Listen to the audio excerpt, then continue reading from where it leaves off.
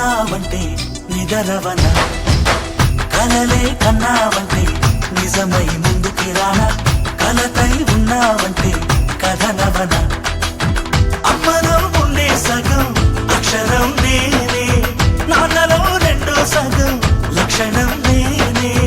అమ్మ తోడు నాన్న తోడు అన్ని నీకు అన్నే చూడు, చెల్లిపోని బంధం